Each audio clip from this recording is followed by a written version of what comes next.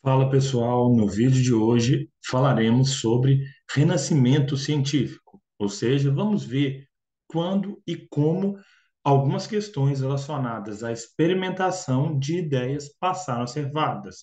Na verdade, veremos algumas questões do Enem que tratam de tal assunto. Sendo assim, sem mais delongas, vamos aqui para um compartilhamento de tela. Vamos lá. Começando então pelo seguinte, pelo Enem de 2012. Assentado, portanto, que a escritura em muitas passagens não apenas admite, mas necessita de exposições diferentes do significado aparente das palavras, parece-me que nas discussões naturais deveria ser deixada em último lugar. O texto extraído da carta escrita por Galileu cerca de 30 anos antes de sua condenação pelo Tribunal do Santo Ofício, discute a relação entre ciência e fé, problemática cara no século XVII. A declaração de Galileu defende que, letra A Bíblia, por registrar literalmente a palavra divina, apresenta a verdade dos fatos naturais, tornando-se guia para a ciência. Letra B, o significado aparente daquilo que é lido acerca da natureza na Bíblia constitui uma referência primeira. Letra C, as diferentes exposições quanto ao significado das palavras bíblicas devem evitar confrontos com os dogmas da igreja. Letra D, a Bíblia deve receber uma interpretação literal, porque desse modo não será desviada a verdade natural. Letra E, os intérpretes precisam propor para as passagens bíblicas sentidos que ultrapassem o significado imediato das palavras. Na questão proposta desta vez, eu aqui coloquei em verde, né, destacado em verde, o principal ponto, ou o que se pede na questão do Enem. Então, está falando aqui de um texto de Galilei, né, alguém extremamente importante, alguém é, de uma importância muito grande no renascimento científico. E nessa questão, temos então a letra E como a melhor questão para o que se pede, sempre fazendo a relação entre o que o enunciado quer e o que temos apresentado no texto. Lembrando sempre, as questões do Enem podem vir aqui de duas maneiras. Uma, conforme o enunciado. Então, o enunciado é peça-chave para a resposta da questão, como, por exemplo, nesse próprio texto. Ou, em outro momento, ela cobrando algo conceitual que tem um texto ilustrativo, mas que você tem que ter conhecimentos prévios para responder a questão. Nesse caso, aqui pede conforme o texto. Assim também como a questão 2 do vídeo de hoje. Questão 2, vamos lá. Nesse mesmo sentido, nesse mesmo espírito, né? Riscado de verde, ou marcar de verde, alguns trechos interessantes, ou até mesmo o que se pede no enunciado. Enem 2011. Acompanhando a intenção da burguesia renascentista de ampliar seu domínio sobre a natureza e sobre o espaço geográfico, através da pesquisa científica e da invenção tecnológica, os cientistas também iriam se atirar nessa aventura, tentando conquistar a forma, o movimento, o espaço, a luz, a cor e mesmo a expressão e o sentimento. O que se pede? O texto apresenta um espírito de época, que afetou também a produção artística, marcada pela constante relação entre. Então, como era a produção artística?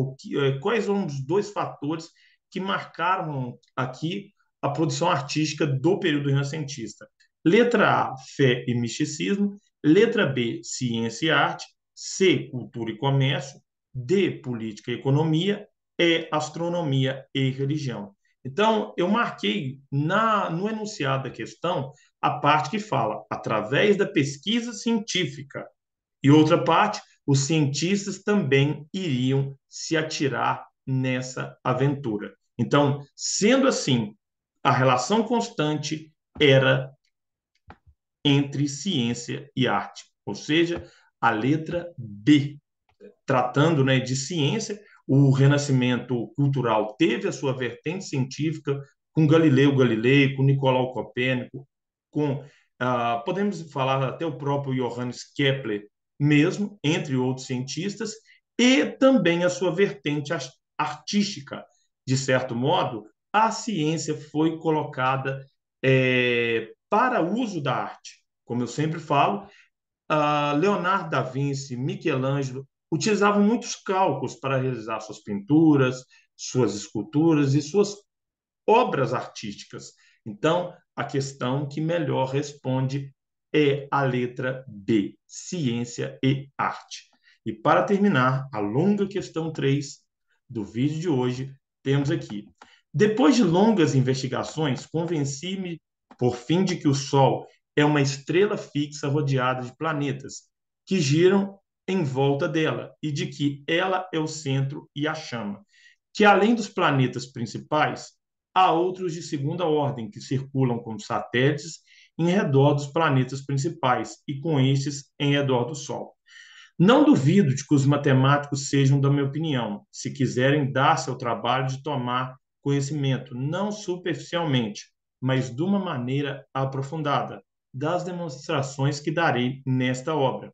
Se alguns homens ligeiros e ignorantes quiserem cometer contra mim o abuso de invocar alguns passos da Escritura Sagrada, a que torçam o sentido, desprezarei os seus ataques. As verdades matemáticas não devem ser julgadas senão por matemáticos. Então, o primeiro texto aqui é de Nicolau Copérnico e o segundo texto nos diz o seguinte: aqueles que se entregam à prática sem ciência são como um navegador que embarca em um navio sem leme e nem bússola. Sempre a prática deve fundamentar-se em boa teoria. Antes de fazer de um caso uma regra geral, experimente-o 2 ou 3 vezes e verifique se as experiências produzem os mesmos efeitos. Nenhuma investigação humana pode se considerar verdadeira ciência se não passa por demonstrações matemáticas. O segundo texto é de Leonardo da Vinci.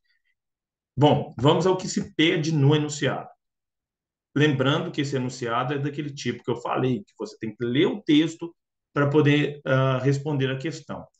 O aspecto a ser ressaltado em ambos os textos para exemplificar o racionalismo moderno é: letra A fé como guia das descobertas; letra B, o senso crítico para se chegar a Deus; C, a limitação da ciência pelos princípios bíblicos; D, a importância da experimentação e da observação; letra E, o princípio da autoridade e da tradição. Então, vamos voltar no texto, principalmente aqui nas partes destacadas, a gente tem o seguinte, né? As verdades matemáticas não devem ser julgadas senão por matemáticos, que eu marquei.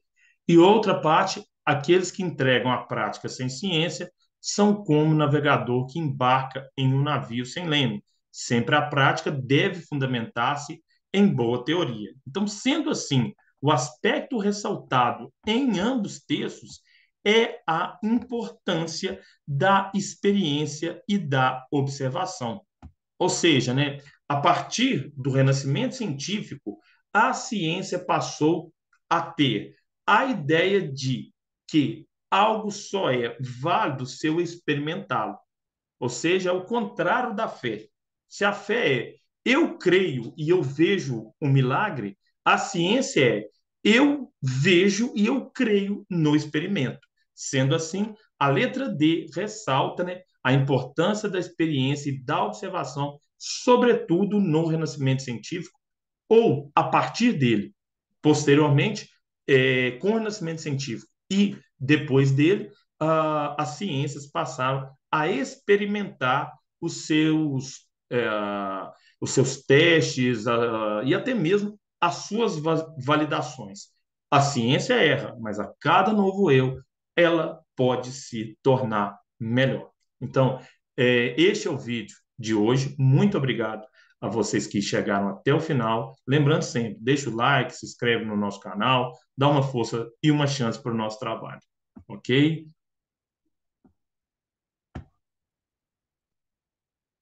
Muito obrigado a todos.